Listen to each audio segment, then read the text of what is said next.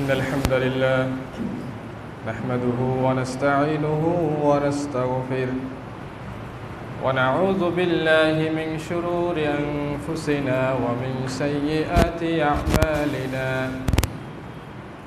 من يهده الله فلا مضل له ومن يضلل فلا هادي له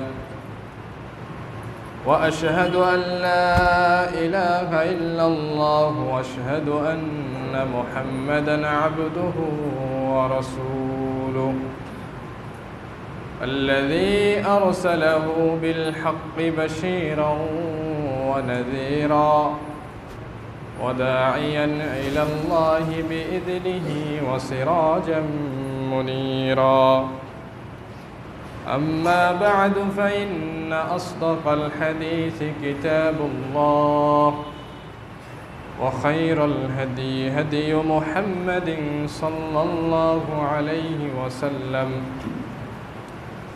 وشر الأمور محدثاتها وكل محدثة بدعة وكل بدعة ضلالة وكل ضلالة في النار فقد قال الله تعالى في كلامه المجيد أعوذ بالله من الشيطان الرجيم واعتصموا بحبل الله جميعا ولا تفرقوا واذكروا نعمة الله عليكم إذ كنتم أعداء فألف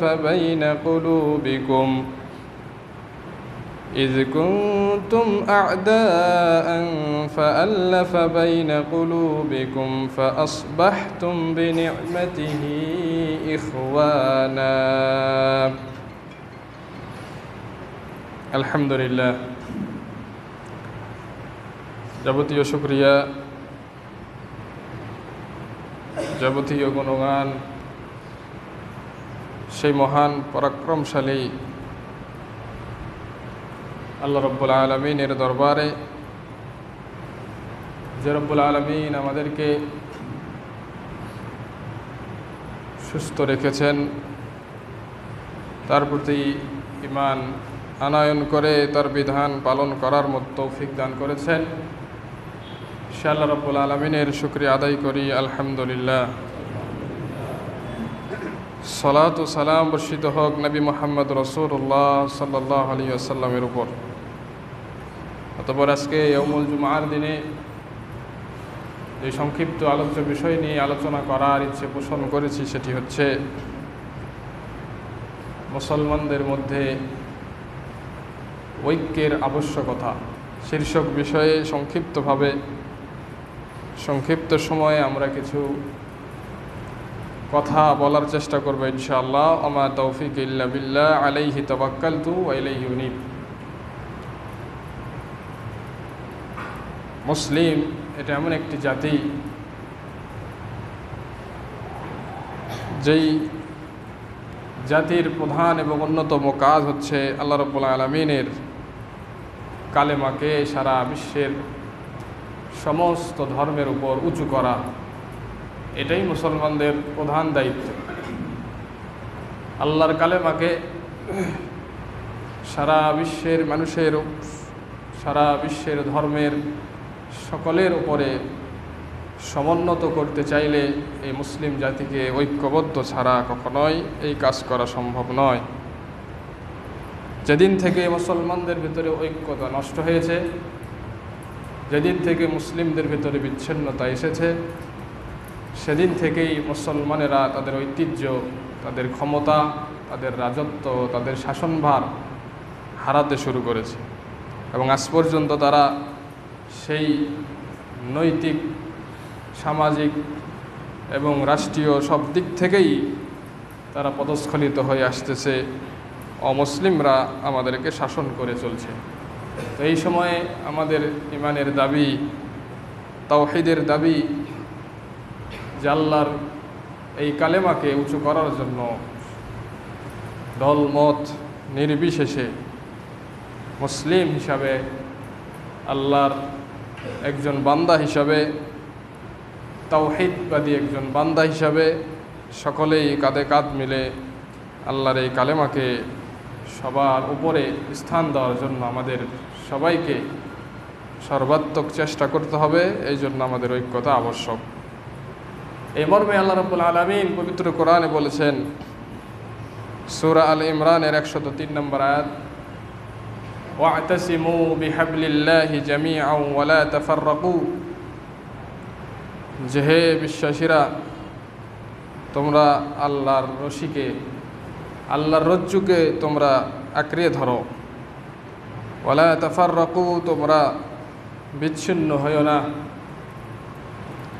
ওয়াযকুরু নি'মাতাল্লাহি আলাইকুম, আল্লাহ তোমাদের উপর যে নিয়ামত দিয়েছে সেই নিয়ামতের কথা তোমরা স্মরণ করো। সেই নিয়ামতটা কি? ইয কুনতুম আ'দাআন, যখন তোমরা পরস্পরে শত্রু ছিলে, সেই অবস্থা থেকে ফাআল্লাফা বাইনা কুলুবিকুম, আল্লাহ রাব্বুল আলামিন তোমাদের পারস্পরিক অন্তরের মাঝে ভালোবাসা সৃষ্টি করে দিয়েছেন। ফাআসবাহতুম বিনি'মাতিহি ইখওয়ানা, ফলে তোমরা পরস্পরে হয়ে গেছো দিনী ভাই। এই যে নিয়ামত আল্লাহ তোমাদেরকে দিয়েছে, সেই নিয়ামতের কথা তোমরা স্মরণ করো।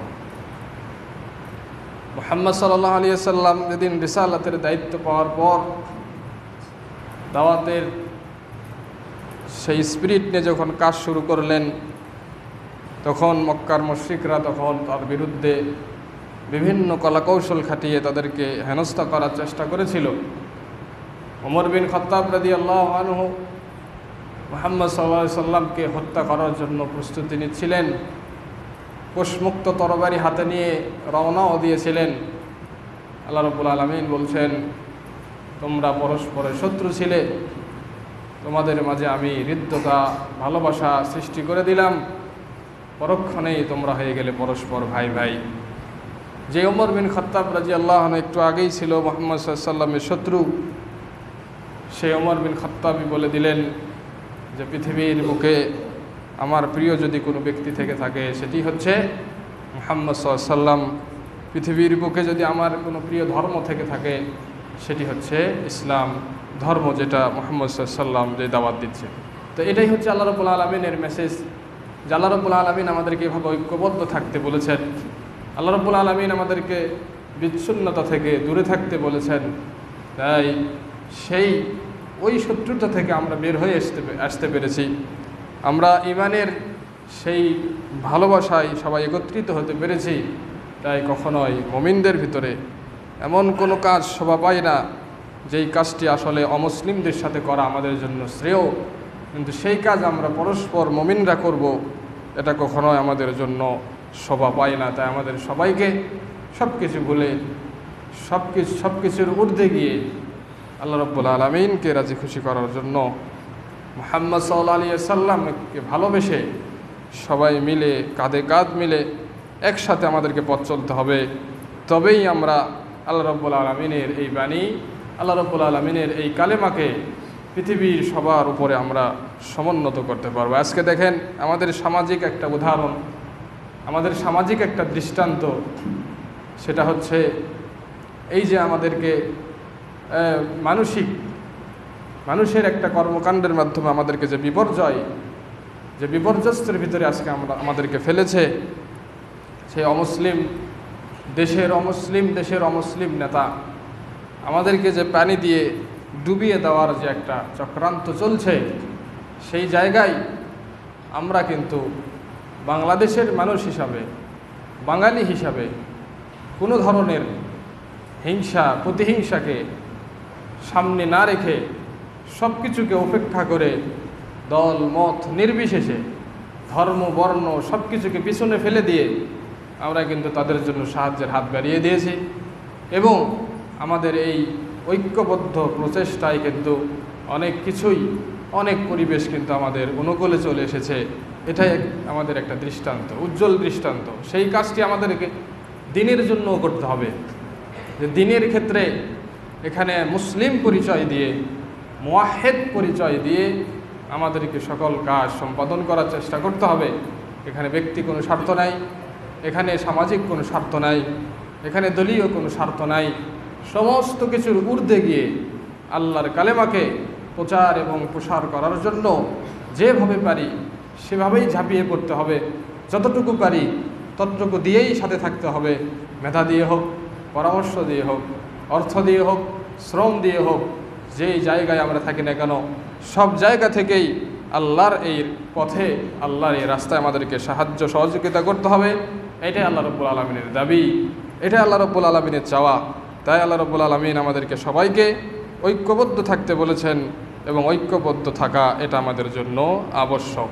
কেউ যদি আল্লাহ রব্বুল আলমিনের এই ঐক্যবদ্ধের এই রশিকে কেউ যদি ধারণ না করে একা একই থাকতে চায়, তাহলে সেই ব্যক্তি কখনোই আল্লাহ রব্বুল আলমিনের সন্তুষ্ট হাসিল করতে পারবে না।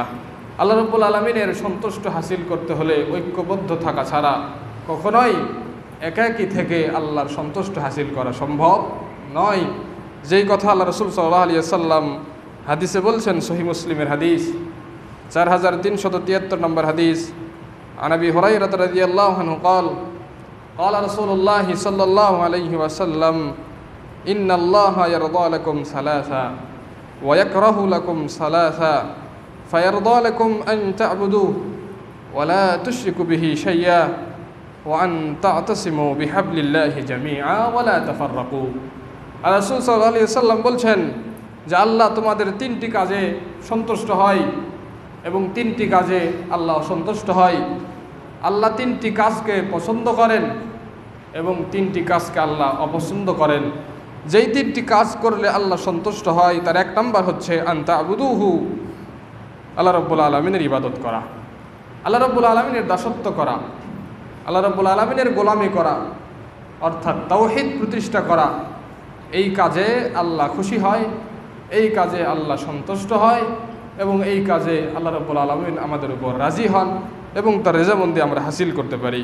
ওয়ালা তুশরিকু বিহি শাইআ, এবং দ্বিতীয় যে কাজ সেটি হচ্ছে আল্লাহ রাব্বুল আলামিন আমাদেরকে শিরিক করতে, তার সাথে অংশীদার করতে নিষেধ করেছেন। এই কাজ যদি আমরা না করি তাহলে আল্লাহ রাব্বুল আলামিন আমাদের উপর সন্তুষ্ট হয়, অর্থাৎ আল্লাহ রাব্বুল আলামিনের ইবাদত করা, তার সাথে কাউকে শরীক না করা। ওয়া আন তা'তাসিমু বিহাবলিল্লাহি জামিআ, এবং আল্লাহ রাব্বুল আলামিনের রজ্জুকে সবাই একত্র হয়ে ধারণ করা। ওয়ালা তাফাররাকু, এবং এতে বিচ্ছিন্নতা না হওয়া। এই কাজগুলোকে, এই তিনটি কাজকে আল্লাহ রাব্বুল আলামিন পছন্দ করেন। ওয়া ইয়াকরাহু লাকুম সালাসা, এবং আল্লাহ রাব্বুল আলামিন যে তিনটি কাজকে অপছন্দ করেন সেটি হচ্ছে কিল ও কাল, বেশি বেশি কথা বলা, অনর্থক কথা বলা, প্রয়োজনের বাহিরে গিয়ে কথা বলা। এই কথাগুলোকে আল্লাহ রাব্বুল আলামিন অপছন্দ করেন। ওয়া কাসরাতুস সুআল, এবং বেশি বেশি অহেতুক প্রশ্ন করা। অহেতুক প্রশ্ন করা, যে প্রশ্নে কোনো আমার দিন এবং দুনিয়াবি কোনো ফায়দা নাই, উপকার নাই, এইরকম প্রশ্ন করা আল্লাহ রাব্বুল আলামিন অপছন্দ করেন। ওয়া ইযাআতুল মাল, এবং সম্পদকে নষ্ট করা, এই কাজ আল্লাহ রাব্বুল আলামিন অপছন্দ করেন। তাই আল্লাহ রাব্বুল আলামিনের সন্তুষ্ট যদি আমরা হাসিল করতে চাই তাহলে অবশ্যই আমাদেরকে আল্লাহ রাব্বুল আলামিনের সেই কালেমার নিচে একত্রিত হতে হবে, নচেত কখনোই আল্লাহর ভালোবাসা অর্জন করা সম্ভব নয়। আল্লাহ রাব্বুল আলামিনের ভালোবাসা অর্জন করতে হলে ঐক্যতা আমাদের প্রয়োজন। আর ঐক্য এমন একটা জিনিস, যেই ঐক্যতার ভিতরে থাকবে সেই ব্যক্তি সফল হবে, আর যে ব্যক্তি ঐক্যতার ভিতরে থাকবে না সেই ব্যক্তি পদস্খলিত হবে এবং সেই ব্যক্তি পদদলিত হবে। এটাই আল্লাহ রাসূল সাল্লাল্লাহু আলাইহি ওয়াসাল্লাম আমাদেরকে জানিয়ে দিয়েছেন, এটাই আল্লাহ রাব্বুল আলামিন আমাদেরকে জানিয়েছেন। আমাদের যে ঐক্যতা আবশ্যক, এর উজ্জ্বল দৃষ্টান্ত হিসাবে আল্লাহ রাসূল সাল্লাল্লাহু আলাইহি ওয়াসাল্লাম আমাদেরকে একটি হাদিস তিনি আমাদের জন্য রেখে গিয়েছেন, যে একজন মুমিনের দৃষ্টান্ত আর একজন মুমিনের জন্য কেমন হবে। একটা দৃষ্টান্ত তিনি বুঝাতে চাচ্ছেন যে বিশ্বে মুসলিমদের ঐক্য হওয়া এটা কতটা জরুরি। হাদিসটি সহিহ মুসলিমের 6480 নম্বর হাদিস। আল্লাহ রাসূল সাল্লাল্লাহু আলাইহি ওয়াসাল্লাম বলছেন, মাসালুল মুমিনি ফি তাওয়াদ্দিহিম ওয়া তারাহুমিহিম ওয়া তাআতুফিহিম মাসালুল জাসাদি ইযা ইশতাকা মিনহু উযুন তাদাআ লাহু সাইরুল জাসাদি বিস-সাহরি ওয়াল হুম্মা। আল্লাহ রাসূল সাল্লাল্লাহু আলাইহি ওয়াসাল্লাম বলছেন, মুমিনদের দৃষ্টান্ত ফি তাওয়াদ্দিহিম, ভালোবাসার ক্ষেত্রে, ওয়া তারাহুমিহিম, এবং দয়ার ক্ষেত্রে, ওয়া তাআতুফিহিম এবং পরস্পর সহানুভূতির ক্ষেত্রে মুমিনের দৃষ্টান্ত হচ্ছে মাসালুল জাসাদ, একটা শরীরের দৃষ্টান্তের ন্যায়। অর্থাৎ একজন মুমিন আরেকজন মুমিনকে ভালোবাসবে, একজন মুমিন আরেকজন মুমিনের প্রতি দয়া করবে, একজন মুমিন আরেকজন মুমিনের প্রতি সহানুভূতিশীল হবে। এটার দৃষ্টান্ত হচ্ছে আমার শরীরের ন্যায়। কি দৃষ্টান্ত দিলেন আল্লাহ রাসূল সাল্লাল্লাহু আলাইহি ওয়াসাল্লাম, এটাও বোঝার ব্যাপার। আমার শরীরে আমি ছুরি দিয়ে আঘাত করি, এটা আমি চাইব না। আমার হাতের শিরাকে আমি ছুরি দিয়ে হাতের শিরা কেটে দিব, এটা আমি চাইব না। আমার পাকে কেটে ফেলা হোক, এটা আমি চাইব না। আমাকে কেউ কষ্ট দেখ, এটা আমি চাইব না। আমাকে কেউ অসম্মান করুক, এটা আমি চাইব না। আমাকে কেউ আঘাত করুক, এটা আমি চাইব না। ঠিক আমি আমার শরীরের জন্য যেটা চাই না, ঠিক আমি আমার শরীরের জন্য যেটাকে প্রমোট করি না, সারা বিশ্বের মুসলিমদের জন্য একই নীতি এবং একই কাজ। এটাই মুমিনদের দৃষ্টান্ত। আল্লাহ রাসূল সাল্লাল্লাহু আলাইহি ওয়াসাল্লাম এটাই বোঝাতে চাচ্ছেন। আমি যেমন চাই না যে আমার শরীরে কেউ আঘাত করুক, আমি যেন চাই না আমাকে কেউ কষ্ট দেখ, আমি যেমন চাই না যে আমার কেউ অসম্মান করুক। পৃথিবীর যত মুসলিম রয়েছে, মুওয়াহ্হিদ রয়েছে, সমস্ত তাওহীদপন্থী মুসলিমদের দৃষ্টান্ত একই। আপনি যেমন নিজের জন্য ভাবেন, অপর মুসলিম ভাইয়ের জন্য একই ভাবনা ভাবতে হবে। এটা রাসূল সাল্লাল্লাহু আলাইহি ওয়াসাল্লামের কথা, এটা রাসূল সাল্লাল্লাহু আলাইহি ওয়াসাল্লামের বাণী, এটা রাসূল সাল্লাল্লাহু আলাইহি ওয়াসাল্লামের নীতি নৈতিকতা। তিনি এই দৃষ্টান্ত স্থাপন করেছেন। তিনি এই দৃষ্টান্ত পৃথিবীর বুকে স্থাপন করে গিয়েছিলেন। কোনো সাহাবী বলতে পারবে না রাসূল সাল্লাল্লাহু আলাইহি ওয়াসাল্লামের আচরণে আমি কষ্ট পেয়েছি। কোনো সাহাবী বলতে পারবেন আল্লাহ রাসূল সাল্লাল্লাহু আলাইহি ওয়াসাল্লামের কথায় আমি কষ্ট পেয়েছি। মারা তো দূরের কথা। আল্লাহ রাসূল সাল্লাল্লাহু আলাইহি ওয়াসাল্লাম জরুরি কোনো কারণ ছাড়া অমুসলিমদের উপরও তরবারি তিনি উঠাননি। আল্লাহ রাব্বুল আলামিনের নির্দেশ ছাড়া অমুসলিমদের উপর তিনি তরবারি উঠাননি। মুসলিম তো দূরের কথা। এটাই ইসলামের সৌন্দর্য, এটাই ইসলামের বিউটি, এটাই ইসলামের জিনা। তাই অবশ্যই মুসলিম হিসাবে, আল্লাহ রাব্বুল আলামিনের তাওহীদপন্থী বান্দা হিসাবে যদি আমরা স্বীকার করে থাকি আমি মুসলিম, তাহলে মুসলিম হিসাবে আমাদের দৃষ্টান্ত আমি একাই। আমার দেহ যেমন, সারা পৃথিবীর মুসলিমদের অবস্থা আমার মতোই। আমি যেমন আমার জন্য যেটা ভাবি, অপর মুসলিমদের জন্য আমাকে সেটাই ভাবতে হবে। এটাই আমাদের দায়িত্ব।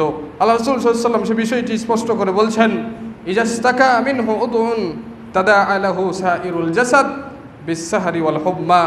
যখন আমার শরীরের কোনো একটি অঙ্গ যখন আক্রান্ত হয়ে যায়, আমি যেমন সেই শরীরের অঙ্গে আক্রান্ত হওয়ার কারণে পুরো শরীরে ব্যথা অনুভব করি, ঠিক আমার কোনো মুসলিম ভাই যখন কোনো কষ্টের ভিতরে থাকবে, আমাকেও সেভাবেই ব্যথা অনুভব করতে হবে। যদি আমার ভিতরে ব্যথা অনুভব না হয়, মনে রাখতে হবে ঈমান আমার ভিতরে আসেনি। যদিও এসেছিল অনেক আগে, হয়তো বা চলে গিয়েছে।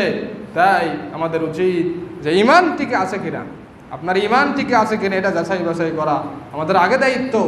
শুধু আল্লাহ রাব্বুল আলামিনের বাহ্যিকতার সেই কাজগুলো করলাম, অন্তরে অন্তরে আল্লাহ এবং আল্লাহ রাসূল সাল্লাল্লাহু আলাইহি ওয়াসাল্লামকে নিয়ে খারাপ মন্তব্য নিজের ভিতরে ধারণ করে রাখলাম আর মনে করলাম আমি মুসলিম, এটা কখনোই উচিত হবে না, এটা কখনোই শোভা পাবে না। আমরা গত সপ্তাহে বলেছিলাম এগুলো হচ্ছে মুনাফিকদের আচরণ। তাই ভিতরে একটা বাহিরে একটা, এই আচরণ কেবল মুনাফিকদেরই হয়ে থাকে। কখনো একজন মুসলিমের এরকম আচরণ হতে পারে না। মুখে মুখে আমাকে সান্ত্বনা দিচ্ছেন, মুখে মুখে তার পাশে থাকছেন, মুখে মুখে তাকে সহায়তা করার আশ্বাস দিচ্ছেন, পিছনে পিছনে তার পিঠেই ছুরি মারছেন।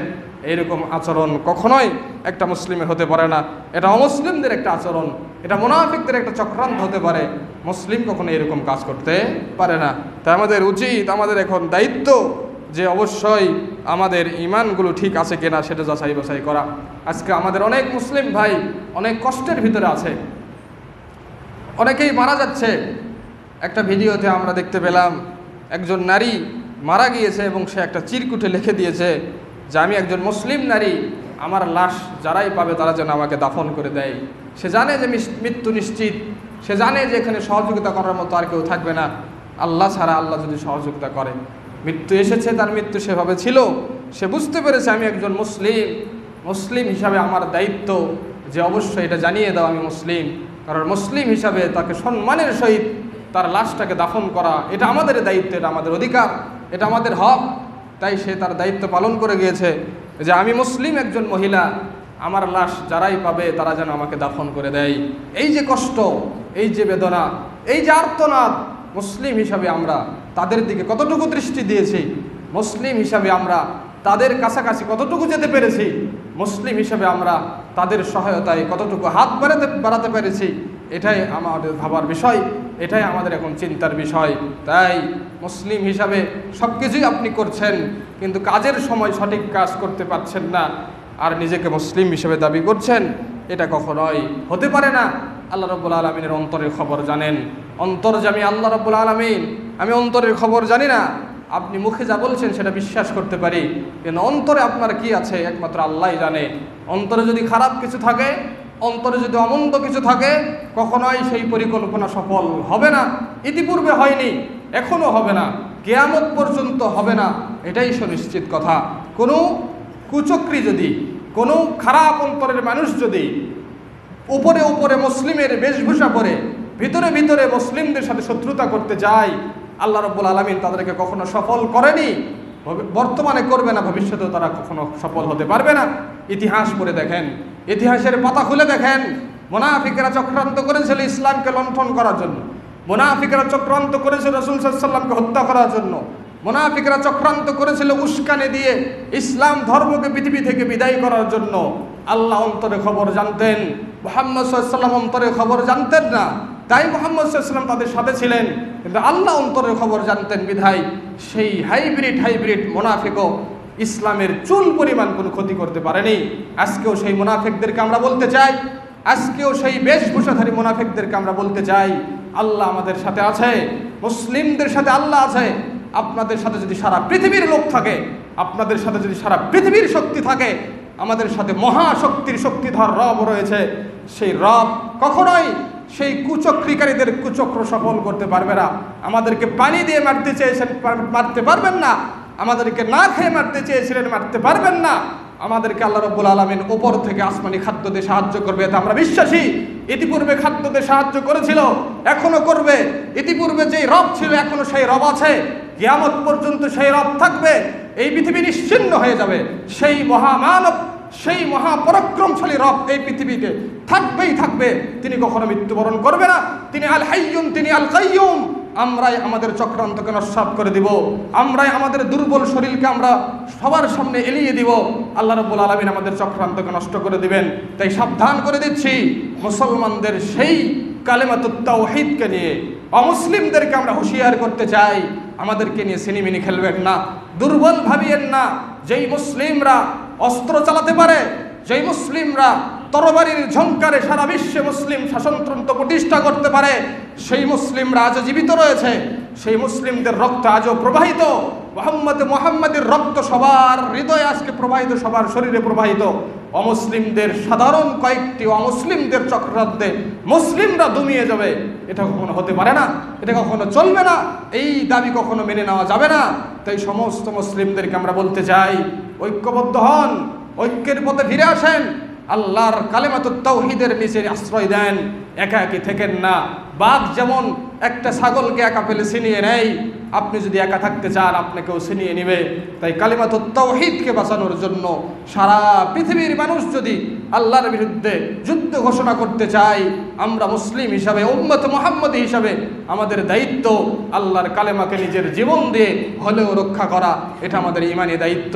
শুধু মুসলিম হয়েছেন, বাপদাদা সূত্রে মুসলিম হয়েছেন, 6 বছর বয়সে খাতনা করেছেন, বাপ নামাজ পড়ে তাই নামাজ পড়েছেন, বিধায় আপনি মুসলিম হয়েছেন, এই দাবি দেওয়া থেকে ফিরে আসেন, এই দাবি দেওয়া থেকে ফিরে আসেন, এই ধারণা থেকে ফিরে আসেন। প্রকৃত মুসলিম হওয়ার চেষ্টা করেন, প্রকৃত আল্লাহকে চিনেন, প্রকৃত নবী মুহাম্মদ সাল্লাল্লাহু আলাইহি ওয়াসাল্লামকে কিভাবে মানতে হয় সেই দিক নির্দেশনাগুলো জানেন, আল্লাহ রাব্বুল আলামিনকে বোঝেন, আল্লাহ রাব্বুল আলামিনকে চিনেন। আল্লাহকে চিনি না, নবীকে চিনি না, নবীর আদেশ মানি না, নিজেকে মুসলিম হিসেবে দাবি করি, এটা কখনো হতে পারে না। তাই পৃথিবীর বুকে যতদিন একজন মুওয়াহ্হিদ মুসলিম থাকবে, ততদিন পর্যন্ত কিয়ামত হবে না। একথা সত্য, একথা বুঝে, একথা জেনে আপনি কি বুঝেছেন, আপনার কাছে কি বুঝে এসেছে বলেন? আল্লাহ রাসূল সাল্লাল্লাহু আলাইহি ওয়াসাল্লাম বললেন, পৃথিবীতে যতদিন পর্যন্ত আল্লাহ আল্লাহ, সত্যিকারের আল্লাহ আল্লাহ বলার লোক থাকবে, ততদিন পর্যন্ত এই পৃথিবীতে কিয়ামত সংঘটিত হবে না।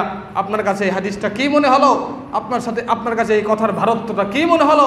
আপনার কাছে কথার ভারত্ব যেটাই মনে হোক, আমার কাছে যেটা মনে হয়েছে, আমাদের বুঝ যেটা, সেটা হচ্ছে একজন মুমিনের দাম আল্লাহর কাছে অনেক বেশি। একজন মুমিনের দাম আল্লাহর কাছে অনেক বেশি। একজন প্রকৃত মুওয়াহ্হিদ যদি এই পৃথিবীতে আল্লাহ আল্লাহ বলে ডাকে, এই পৃথিবীকে আল্লাহ ধ্বংস করবেন না। আল্লাহ ওই মুমিন ব্যক্তিকে কত সম্মান দেন, আল্লাহ ওই মুমিন ব্যক্তিকে কত মর্যাদা দিয়েছেন। একজন মুমিন ব্যক্তির জন্য সারা পৃথিবী টিকিয়ে থাকবে। ওইরকম মুমিন ব্যক্তি যেদিন পৃথিবী থেকে বিদায় নেবে, সেই দিন এই নিকৃষ্ট পৃথিবীকে আল্লাহ নিকৃষ্ট মানুষের উপর দিয়ে চাপিয়ে দিয়ে ধসিয়ে ধ্বংস করে দিবে। তাই সাবধান, একজন মুমিন যতদিন এই পৃথিবীতে বেঁচে থাকবে, কোনো কুচক্রীরা, কোনো অমুসলিমরা এই মুসলিমের ঐক্যকে কখনোই নস্যাৎ করতে পারবে না। ভবিষ্যতে পারেনি, বর্তমানে পারবে না, সামনেও পারবে না, কিয়ামত পর্যন্ত পারবে না। মনে রাখেন, যতদিন পর্যন্ত এই পৃথিবীর বুকে যে কোনো প্রান্তে হোক, যে কোনো প্রান্তে হোক, পানির নিচে হোক, পানির উপরে হোক, যে কোনো প্রান্তে হোক, জলে হোক, স্থলে হোক, একজন মুওয়াহ্হিদ ব্যক্তি যদি বেঁচে থাকে এবং সে যদি একনিষ্ঠভাবে আল্লাহকে ডাকতে পারে, আল্লাহর ইবাদত করতে পারে, ওই ব্যক্তির জন্য এই পৃথিবী টিকে থাকবে। এটাই সত্য কথা, এটাই সঠিক কথা। তাই মনে রাখিয়েন, আল্লাহর দিকে ফিরে আসেন। মানুষকে ভয় করে নয়, কোনো ব্যক্তিকে ভয় করে নয়। আপনার পাওয়ার কতটুকু জানা আছে, আপনার ক্ষমতা কতটুকু জানা আছে, আপনার শক্তি কতটুকু, এটা আমাদের জানা আছে। আপনি কি জানেন আমাদের রবের শক্তি কত? আপনি কি জানেন আমি যেই রবকে মানি সেই রবের শক্তি কত? আপনি কি জানেন আমি যেই নবীকে আইডল হিসাবে মানি সেই নবীর শক্তি কত? এটা জানেন না। তাই অবশ্যই জেনে বুঝে তারপর মুসলিমদের সঙ্গে কথা বলার চেষ্টা করবেন। সাবধান। তাই আমরা মুসলিম হিসাবে কোনো ব্যক্তিকে ভয় করি না। আপনার সাথে নরম ভাষায় কথা বলি মানে আপনাকে সম্মান দেই, আপনার সাথে ভালো ভাষায় কথা বলি মানে আপনাকে মর্যাদা দেই। তার মানে আপনাকে ভয় করি এ কথা মনে করিয়েন না। তার মানে আপনাকে ভয় করে চলি এ কথা মনে করিয়েন না। আমার সাথে রয়েছে যিনি, তাকেই ভয় করি, আপনাকে ভয় করার প্রশ্নই আসে না। আমি যেই রবকে মানি সেই রবকে ভয় করি, আপনাকে ভয় করার প্রশ্নই আসে না। আপনি আবার কে? আপনি আবার কে? আপনি পরিচয় দেন আমি আল্লাহর বান্দা, আমিও পরিচয় দিচ্ছি আমি আল্লাহর বান্দা। একই সমান, একই নীতি।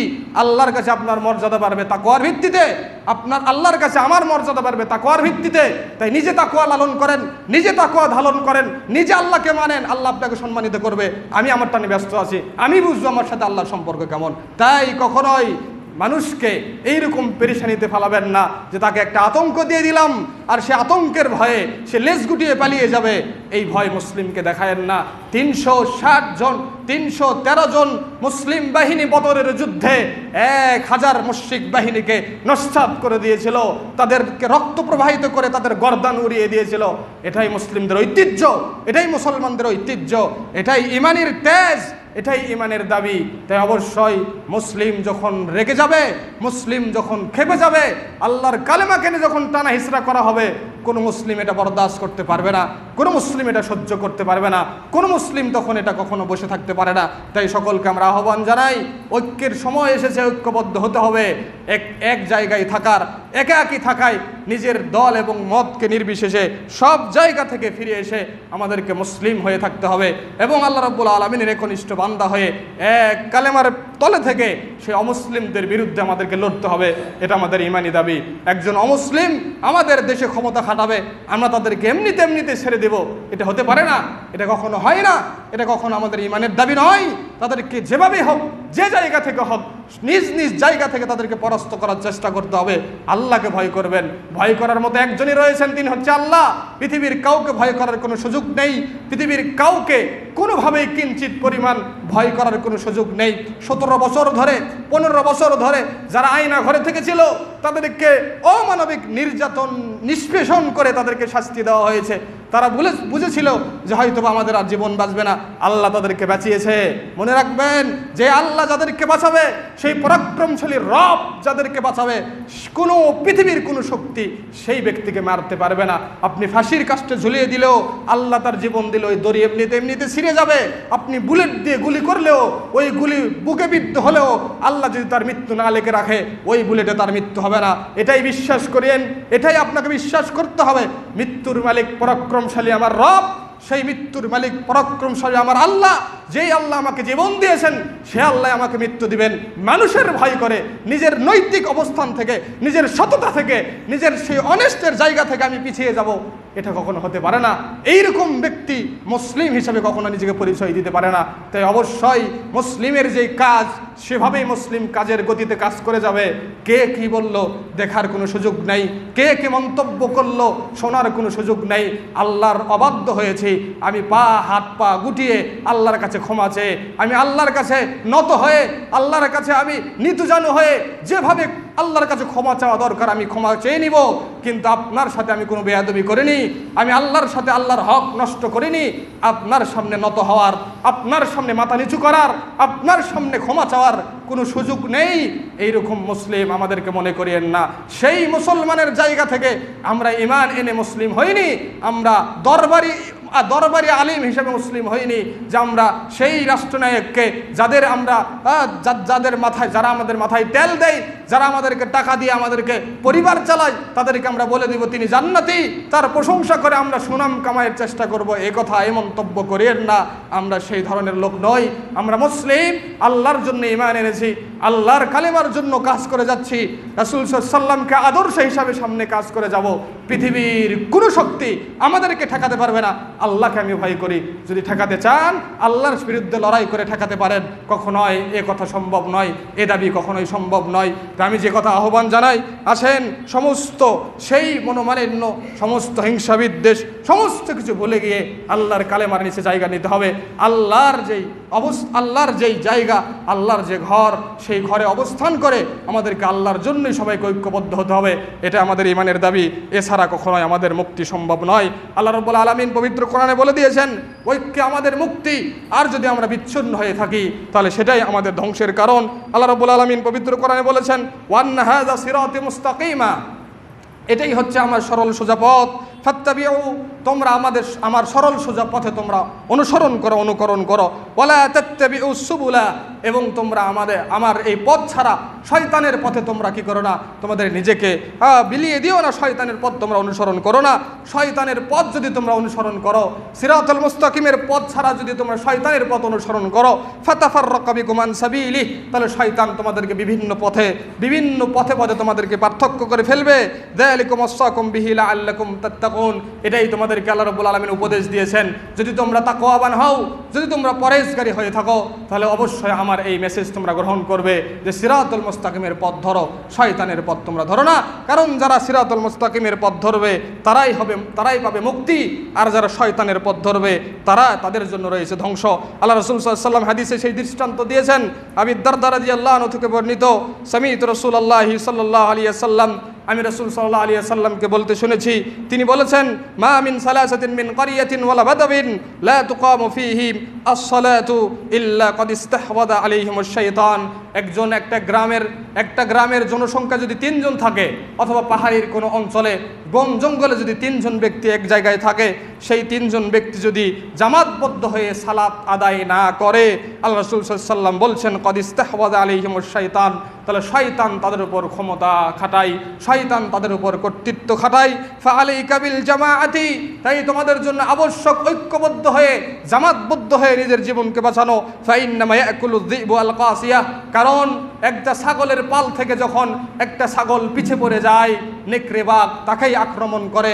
নেকড়ে বাঘ কখনো ছাগলের পালে আক্রমণ করে না, তাই বিচ্ছিন্ন হয়ে যে থাকবে সেই ব্যক্তিকে শয়তান আঁকড়ে ধরবে, সেই ব্যক্তিকে শয়তান আক্রমণ করবে, আর শয়তান যাকে আক্রমণ করবে সেই ব্যক্তির ধ্বংস নিশ্চিত, এটাই সুনিশ্চিত কথা। তাই অবশ্যই একত্রিত হয়ে থাকা ছাড়া, জামাতবদ্ধ হয়ে থাকা ছাড়া আমাদের কোনো পথ নেই, আমাদের কোনো গতি নেই। নবী আলাইহিস সালাতু ওয়াস সালাম সুনানুত তিরমিজির হাদিসে তিনি বলছেন আলাইকুম বিল জামাআহ, তোমাদের জন্য আবশ্যক হচ্ছে জামাআত, ওয়া ইয়াকুম ওয়াল ফিরকা, তোমাদের জন্য আবশ্যক হচ্ছে যে দল এবং বিদল থেকে তোমাদেরকে বেঁচে থাকা। ফাইন্নাশ শাইতানা মাআল ওয়াহিদ, কেননা শয়তান একজনের সাথে থাকে, ওয়া হুয়া মিনাল ইসনাইনি আবআদ, যখন এক জায়গায় 2 জন ব্যক্তি থাকে সেই জায়গায় শয়তান থাকতে পারে না। মান আরাদা বিহুবুওয়াতাল জান্নাতি ফালিয়ালজাম আল জামাআহ, যে ব্যক্তি জান্নাতের সেই সুসময় জায়গা, সুশান্তিময় জায়গা যে ব্যক্তি পেতে চায়, সেই ব্যক্তি যেন জামাতবদ্ধ হয়ে কালিমাতুত তাওহীদের ছায়াতলে যে ব্যক্তি যেন জীবন যাপন করে।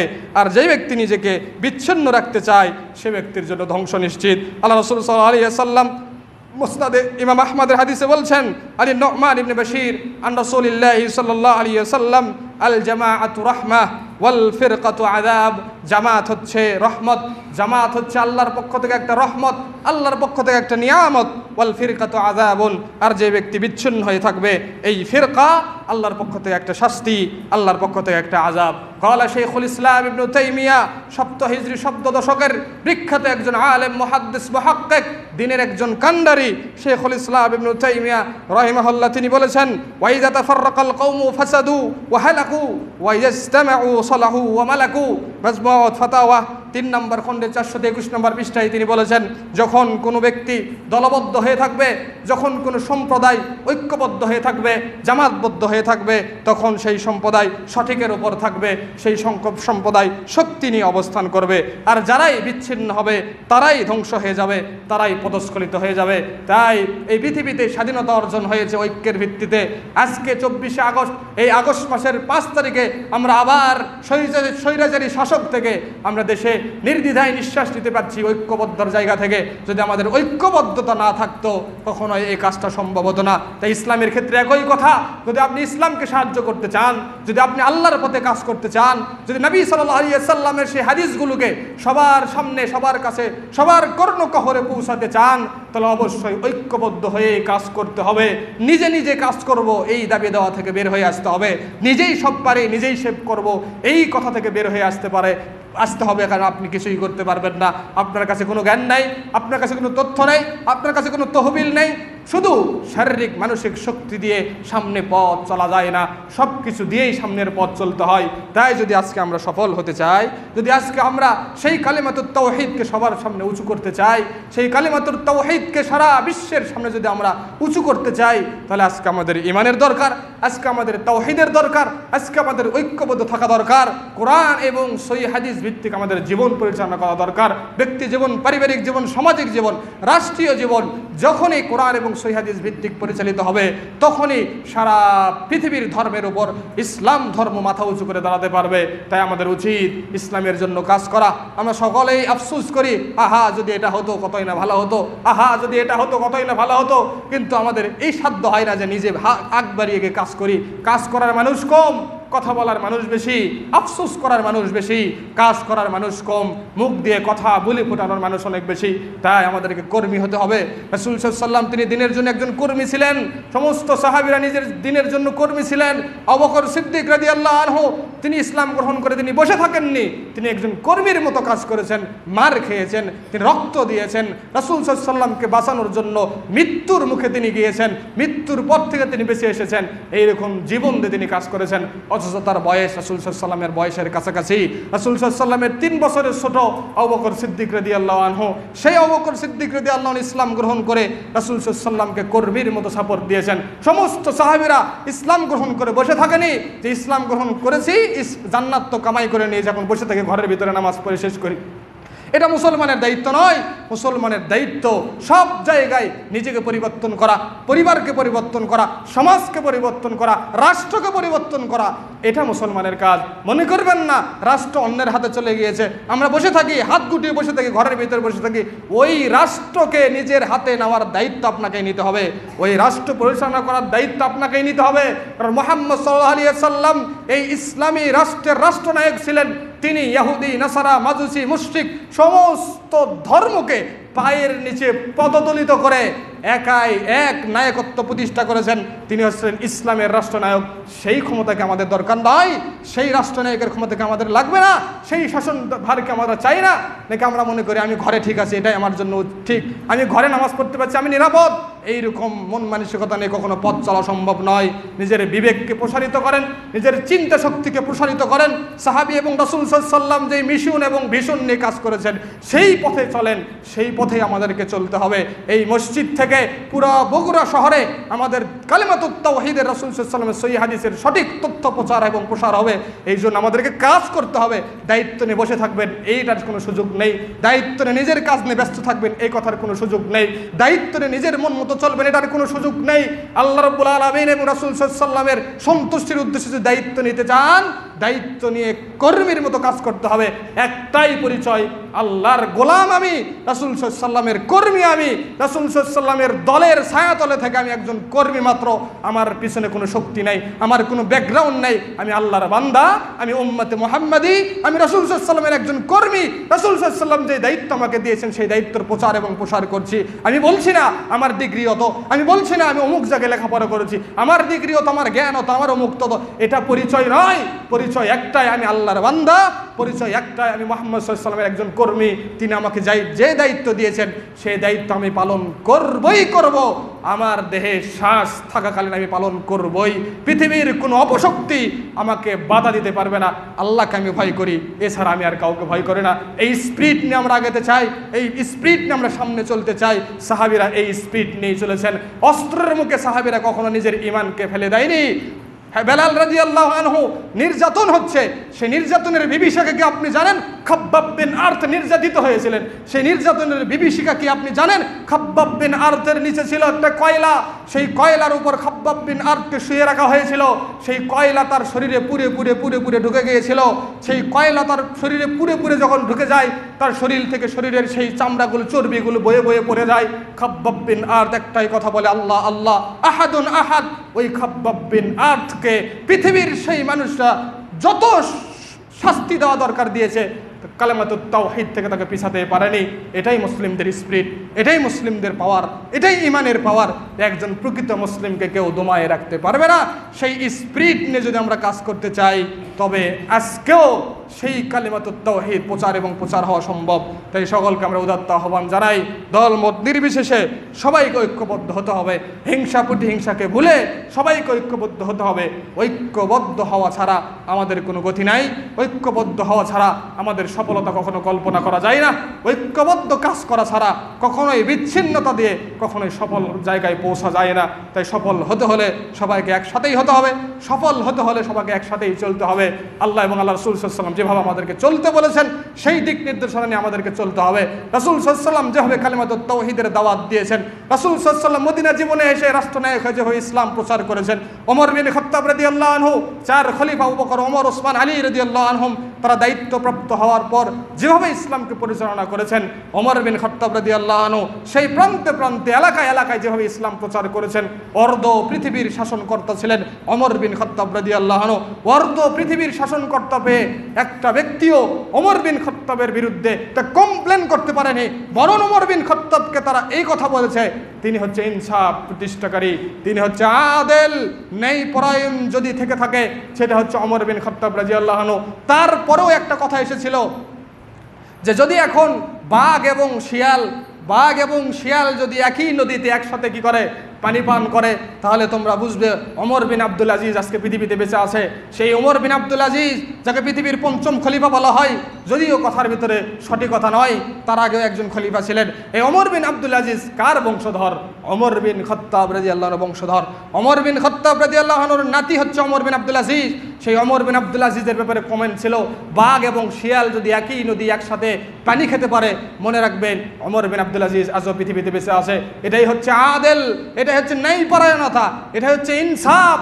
তাই পৃথিবীতে আজ পর্যন্ত যারা ইসলামের দায়িত্বপ্রাপ্ত হবে তাদেরকে সমস্ত কিছুর ঊর্ধ্বে গিয়ে আল্লাহ এবং আল্লাহ রাসূলের বিধান অবশ্যই বাস্তবায়ন করতে হবে। কোনো ব্যক্তির দিকে নয়, কোনো মতের দিকে নয়, কোনো দলের দিকে নয়, কোনো হিংসা বিদ্বেষ নয়, কোনো স্বার্থপরণতা নয়। আল্লাহকে রাজি খুশি করার জন্য নবী সাল্লাল্লাহু আলাইহি ওয়াসাল্লাম যেই নির্দেশনায় চলতে বলেছে সেই নির্দেশনায় চলতে হবে। এটাই আমাদের দায়িত্ব, এটাই আমাদের কর্তব্য। তাই আমার সকলকে বলে যাই যে আসেন এই বগুড়া বাড়িধারা জামে মসজিদের সমস্ত মুসল্লিদেরকে বলতে চাই, ভাই এবং বোনদেরকে বলতে চাই, ছোট এবং বড় যুবক ভাইয়েরা যারা আছে সবাইকে বলতে চাই, আমাদের সময় এসেছে অমুসলিমদের বিরুদ্ধে দাঁড়ানোর, আমাদের সময় এসেছে অমুসলিমদেরকে মুসলমানদের ঈমানের সেই তেজ দেখানোর। কিন্তু আপনাদেরকে আমরা উপদেশ দিচ্ছি, কখনোই সন্ত্রাসীবাদ, কখনোই হট্টগোল, কখনোই জঙ্গিবাদের মতো আতঙ্ক, এই হামলা কখনোই ইসলাম সাপোর্ট করে না, কখনো ইসলাম পছন্দ করে না। যদি আপনি শক্তি সঞ্চার করেন, তাদের বিরুদ্ধে শক্তি সঞ্চার করেন, তারা যে পজিশনে আপনার সামনে দাঁড়িয়েছে আপনিও সেই পজিশনে তাদের বিরুদ্ধে দাঁড়ান, তার উপর অবশ্যই আপনি ক্ষমতা প্রয়োগ করেন। তারা সেই পাশে আপনার রাইফেল নিয়ে দাঁড়িয়ে আছে, আপনি সেই পাশে ইটা নিয়ে ইট নিক্ষেপ করছেন, এটা কখনো যুদ্ধের সমতা হতে পারে না। এইরকম যুদ্ধ ইসলাম আমাদেরকে শেখায়নি। ইসলাম আমাদেরকে শিখিয়েছে বদর যুদ্ধে মুসলিমদের সংখ্যা ছিল, অমুসলিমদের সংখ্যা ছিল, মুশরিকদের সংখ্যা ছিল 1000, একথা সত্য। মুসলিমদের সংখ্যা ছিল 313 জন, একথা সত্য। অমুসলিমদের কাছে তরবারি ছিল, মুসলিমদের কাছেও তরবারি ছিল। অমুসলিমদের কাছে বর্শা ছিল, মুসলিমদের কাছেও বর্শা ছিল। মুশরিকদের কাছে তীর ছিল, মুসলিমদের কাছেও তীর ছিল। সমান তালে অবশ্যই আমাদেরকে সেই শস্ত্র বাহিনী নিয়ে আমাদেরকে নামতে হবে। এক পাশে আপনার গুলি, এক পাশে ইট নিয়ে যুদ্ধক্ষেত্রে নামিয়ে যাচ্ছেন, সাধারণ মানুষকে মারছেন এবং নিরুপায় একজন শিশুকে আপনি গুলি করে মারছেন। এগুলো কখনো ইসলামের নাম দিয়ে জিহাদ বলা যায় না। এগুলো সন্ত্রাসবাদ, এগুলো জঙ্গিবাদ, এগুলো হট্টগোল, এগুলো উশৃঙ্খলতা ইসলাম কখনো পছন্দ করে না। যদি ইসলামের আদলে যদি আপনি অমুসলিমকে ঠেকাতে চান, অমুসলিমরা যেই শক্তি ধারণ করে আপনাকেও সেই শক্তি কি করতে হবে? ধারণ করতে হবে। কম হোক বেশি হোক, তাদের মতো অবশ্যই সমপর্যায়ে অস্ত্র থাকতে হবে, তাদের মতো অবশ্যই সমপর্যায়ে যন্ত্র থাকতে হবে, যাতে করে আমি তাদের সাথে পেরে উঠতে পারি। এটা ইসলামের নীতি এবং এটা ইসলামের নৈতিকতা। তাই সবাইকে উদাত্ত আহ্বান জানাই, আমাদের বিচ্ছিন্নতার কোনো সুযোগ নাই, আমাদেরকে ঐক্যবদ্ধ হতেই হবে। ঐক্যবদ্ধের ভিতরে আমাদের সফলতা, ঐক্যবদ্ধের ভিতরে আমাদের মুক্তি, আল্লাহর কালেমার ছায়াতলে থাকাটাই আমাদের জন্য নিরাপদ। তাই সকলের টার্গেট হচ্ছে আমাদের জান্নাত। সেই জান্নাতে যেতে হলে আল্লাহ রাসূল সাল্লাল্লাহু আলাইহি ওয়াসাল্লাম আমাদেরকে যেভাবে চলতে বলেছেন, আল্লাহ রাসূল সাল্লাল্লাহু আলাইহি ওয়াসাল্লাম আমাদেরকে যেভাবে দিক নির্দেশনা দিয়েছেন, সেভাবে আমাদেরকে চলতে হবে। আল্লাহকে মানার পর, রাসূল সাল্লাল্লাহু আলাইহি ওয়াসাল্লামকে আনুগত্য অনুকরণ করার পর আমাদের মুক্তি। আল্লাহকে মানলাম, রাসূলকে মানলাম না, কখনোই আমাদের মুক্তি মিলবে না। তাই অবশ্যই দিনের উৎস হচ্ছে দুইটি, কোরআন এবং সহিহ সুন্নাহ। এই কোরআন এবং সহিহ সুন্নাহ নিয়েই আমাদের জীবনকে সাজাতে হবে, কখনোই অন্য কিছু ভাবার কোনো সুযোগ নেই। তাই সবাইকে উদাত্ত আহ্বান জানাই, এই প্রতিকূল পরিস্থিতিতে আমরা সবাই দ্বীনি মুসলিম ভাইদের পাশে দাঁড়াবো, আমাদের সর্বস্ব দিয়ে তাদের পাশে দাঁড়াবো। তাদের জন্য আমরা কষ্ট পাবো, তাদের জন্য আমরা দুঃখ পাবো, এটা আমাদের ইমানি দায়িত্ব, এটা আমাদের ইমান বলে, এটা আমাদের তাওহীদ বলে। যদি তাদের জন্য আমাদের মনে কষ্ট না হয়, তাহলে নিজের ভিতরে তাওহীদ নাই এটা ভাবতে হবে, নিজের ভিতরে ইমান নাই এটা ভাবতে হবে। তাই আসুন সবার পাশে দাঁড়াই এবং দলমত নির্বিশেষে তাদের সবাইকে আমরা সাহায্য সহযোগিতা করি। মানুষ হিসেবে তাদেরকে সাহায্য সহযোগিতা করি, বাঙালি হিসেবে তাদেরকে সাহায্য সহযোগিতা করি, বাংলাদেশের মানুষ হিসেবে তাদের পাশে আমরা দাঁড়াই, এটা আমাদের দায়িত্ব। তাই কার্যক্রম থেমে নাই, কার্যক্রম চলছে। আপনারা আপনাদের সেই দ্রুত গতির সেই চলনশীলকে আপনারা থেমে দিয়েন না, আপনারা অগ্রগতি হয়ে চলেন, তাদের পাশে দাঁড়ান এবং তাদেরকে সাহায্য সহযোগিতা করেন। ভবিষ্যতেও যদি এরকম কোনো সমস্যা আসে, সবাই মিলে আমরা ঐক্যবদ্ধ হয়ে তাদের সাথে থাকব এবং ইসলামের জন্য আমরা কাজ করে যাব, ইসলামের কালেমাকে তাদের কানে পৌঁছে দিব। এই দায়িত্ববোধ নিয়ে তাদেরকে আমরা ইসলামের দাওয়াত দিব, সেভাবে আমরা কাজ করে যাব। এটা আমাদের ইমানের দায়িত্ব।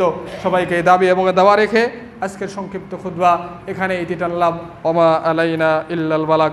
এবং এই খুতবা শেষে আপনাদের সামনে যেই কথা, সেটি হচ্ছে, আমরা বারংবারই বলছি, গত সপ্তাহে আমরা বলেছি এবং বলে এসেছি যে মুসল্লি কর্তৃক আমার উপর যে দায়িত্ব দেওয়া হয়,